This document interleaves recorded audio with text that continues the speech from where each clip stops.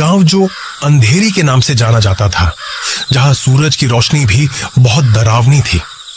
यहां सब कुछ धीमा था, इतना धीमा कि पत्तों के गिरने की आवाज भी साफ सुनाई दे जाती। गांव के बीचों बीच एक पुराना पीपल का पेड़ था, जिसके नीचे अक्सर बूढ़े बुजुर्ग बैठकर कहानियां सुनाया करते थे।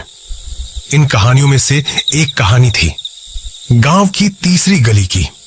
गांव में केवल 3 गलियां होती। पहली गली मंदिर की ओर जाती थी, दूसरी बाजार की ओर, और तीसरी गली के बारे में कोई बात नहीं करता था। ऐसा नहीं था कि वह गली मौजूद नहीं थी, पर गांव वाले उसे अनदेखा करते थे, जैसे वह कोई बुरी याद हो। उस गली में कोई घर नहीं था, बस दोनों तरफ घने बबूल के पेड़ थे और अंत में एक पुराना सूखा कुआं। गांव का सबसे छोटा बच्चा टिल्लू बहुत शरारती था। उसकी आंखें हमेशा चमकती रहती थी और मन में हजारों सवाल उमड़ते रहते थे।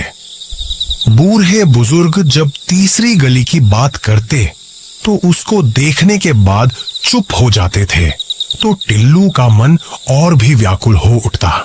तीसरी गली में ऐसा क्या है दादी? वह अपनी दादी से पूछता है। दादी, आप बताती क्यों नहीं? दादी एक लंबी सांस लेती हैं।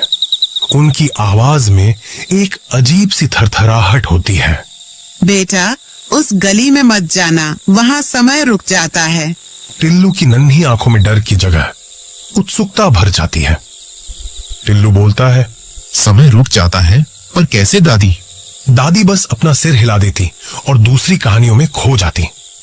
एक रात चांद बादलों के पीछे छिपा था। हवा में एक अजीब सी खामोशी थी। टिल्लू को नींद नहीं आ रही थी। उसके मन में बस तीसरी गली घूम रही थी। उसके छोटे दिल ने एक फैसला किया।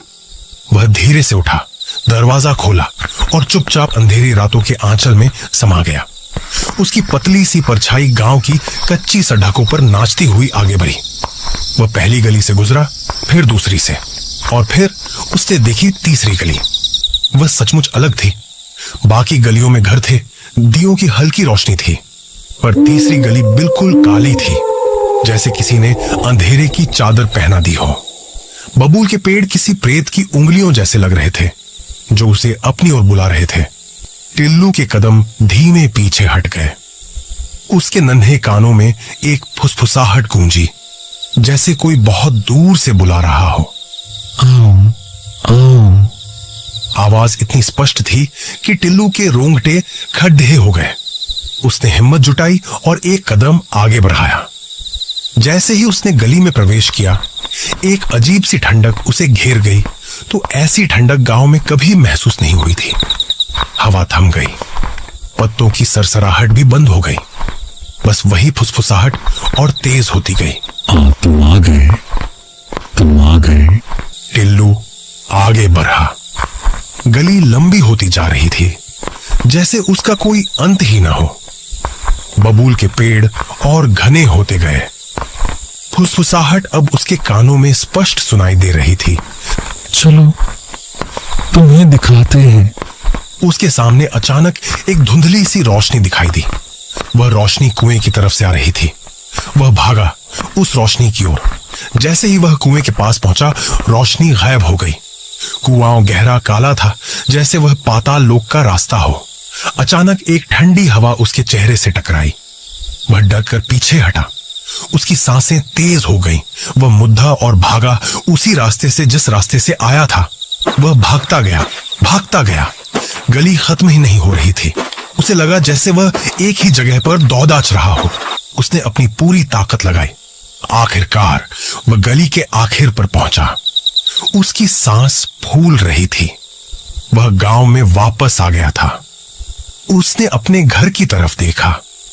वहां दिया जल रहा था। वो दौड़ डाकर अपने घर की ओर गया और दरवाजा खटखटाया।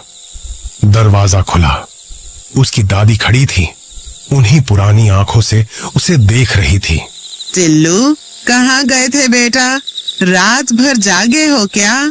दादी, मैं तीसरी गली में गया था। दादी ने उसे प्यार से देखा और धीरे से मुस्कुराई।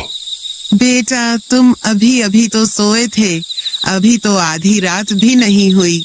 टिल्लू ने घड़ी देखी। सचमुच अभी रात के 12 बजे थे। वह तो कुछ देर पहले ही उठा था, पर उसे लगा कि वह घंटों भागा है। क्या यह एक सपना था? उसने अपनी दादी को देखा। उनके चेहरे पर वही शांत भाव था। वह बिस्तर पर गया और तुरंत सो गया।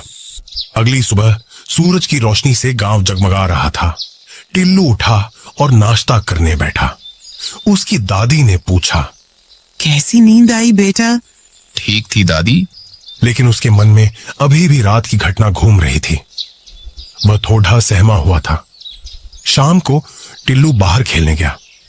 वह खेलते खेलते गांव के किनारे तक पहुंच गया। उसने देखा वही तीसरी गली। उसके मन में एक अजीब सी बेचैनी हुई। वह वापस घर की ओर लौटा, पर तभी उसके कानों में वही धीमी आवाज गूंजी, आओ आओ। टिल्लू ने गर्दन घुमाई। कोई नहीं था, पर आवाज स्पष्ट थी। वह समझ गया वह रात का अनुभव कोई सपना नहीं था। उस रात फिर चांद बादलों के पीछे छिपा था। हवा में वही अजीब सी खामोशी थी। टिल्लू को नींद नहीं आ रही थी। उसके मन में बस तीसरी गली घूम रही थी। उसके छोटे दिल ने एक फैसला किया। वह धीरे से उठा, दरवाजा खोला और चुपचाप अंधेरी रातों के आंचल में समा गया। उसकी पतली सी परछाई गांव की कच्ची सड़कों पर नाचती हुई आगे बढ़ी। वह पहली गली से गुजरा, फिर दूसरी से, और फिर उसने देखी तीसरी गली। वह सचमुच अलग थी। बाकी गलियों में घर थे, दियों की हल्की रोशनी थी, पर तीसरी गली बिल्कुल काली थी, जैसे किसी ने अंधेरे की चादर पहना दी हो। बबूल के पेड़ किसी प्रेत की उंगलियों जैसे लग रहे थे, जो उसे अपनी ओर बुला रहे थे। उसने हिम्मत जुटाई और एक कदम आगे बढ़ाया।